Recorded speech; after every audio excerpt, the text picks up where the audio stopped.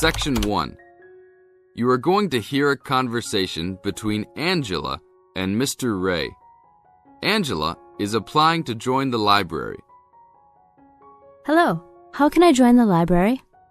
Well, you need to make an application. Would you like to do it now? Yes, if I can. One moment and I'll get the form.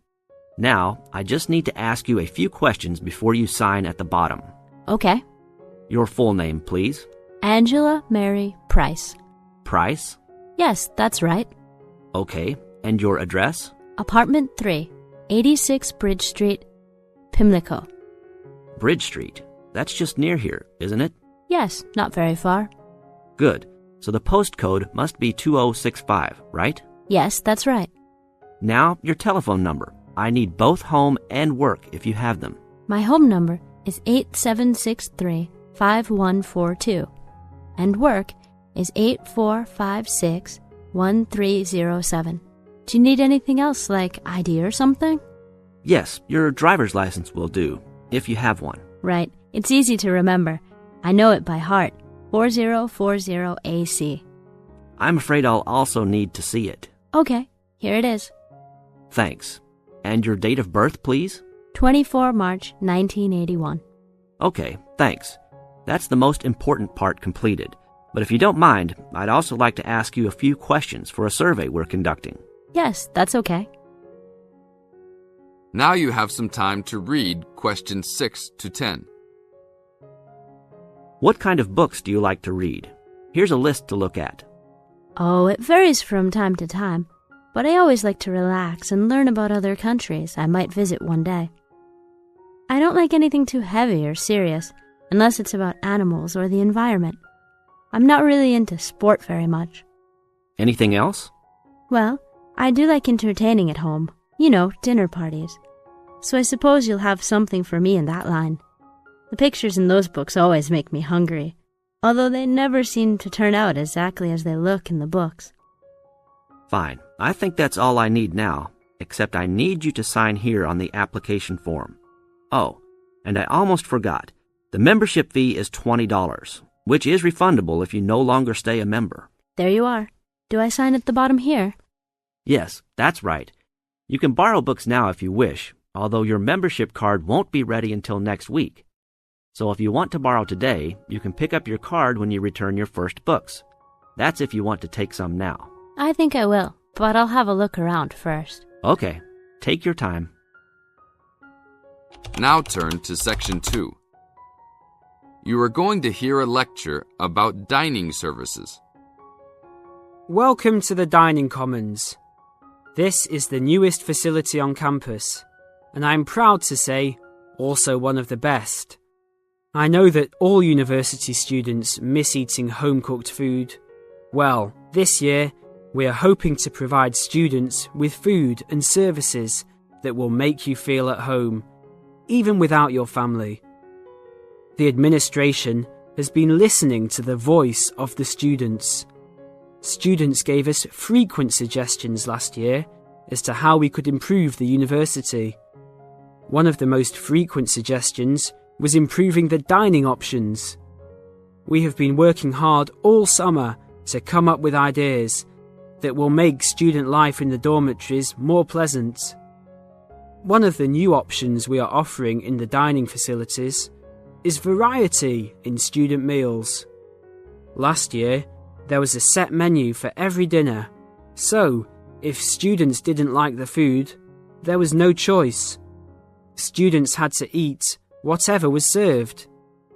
But this new dining facility has 3 completely unique areas, each with a different theme. At every meal, there will be 3 options for students to choose from. For example, there might be Italian food at station number 1, which might consist of pizza and pasta. At station number 2, there would be American food, consisting of hamburgers and hot dogs. At station number 3, there could be vegetarian soups and salads, accommodating all the vegetarians. We hope that with the greater selection of food, all students will find something to their liking. not only will students have more options, the food will also be better. Each section of the facility will have a head chef. These are real chefs that have been trained in culinary school and have been hired specifically by the school to work in the dining facilities. All of the chefs have a speciality. The school is hoping that these chefs will prepare better tasting and more nutritious food.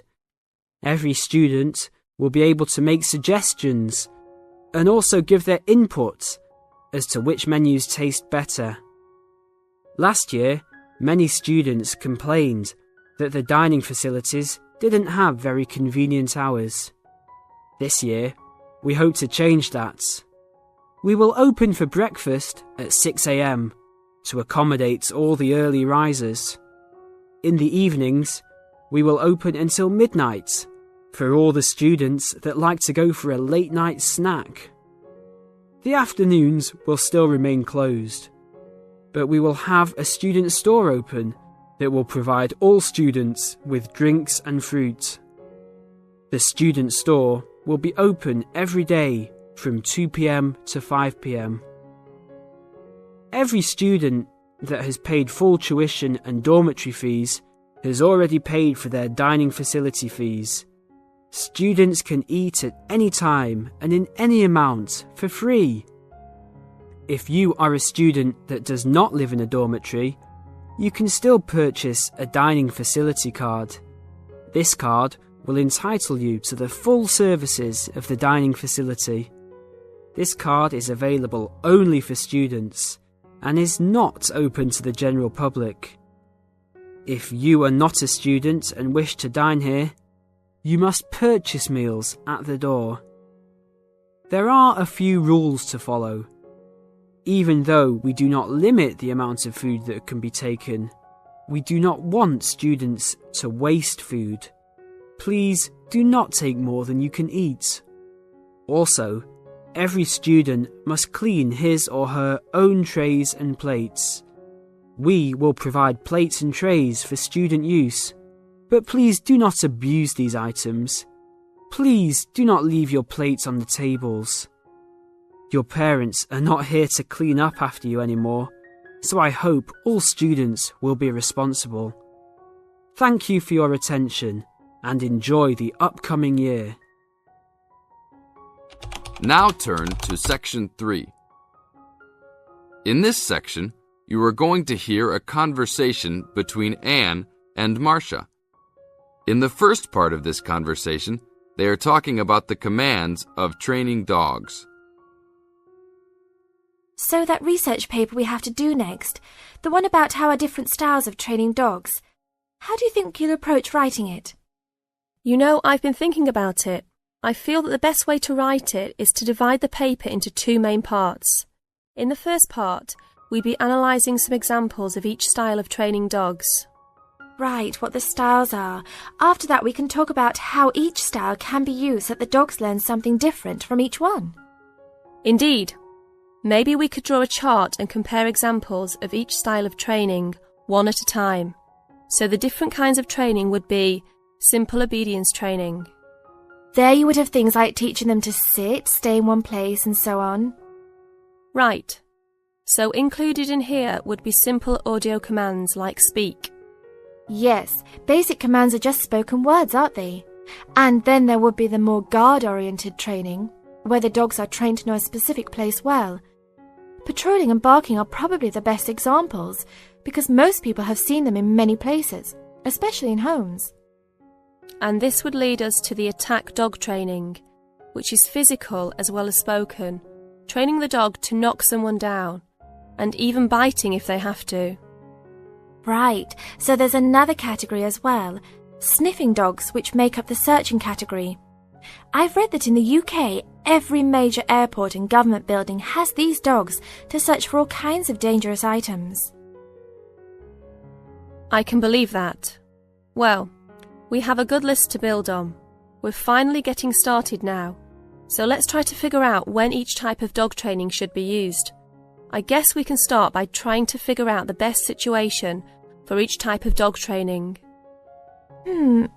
What do you mean? What I mean is whether each type of training should be used with different kinds of dogs. We could use basic obedience training, for example, and ask whether it's more useful for a small dog, a medium-sized dog, and so on. In this case, I'd say obedience training is best with small dogs, because they tend to get excited easily, and this will help keep them out of trouble. Okay, that makes sense. Then let's look at physical training. Even though some people think it's ideal for every breed of dog, I think it's better suited to the larger kinds.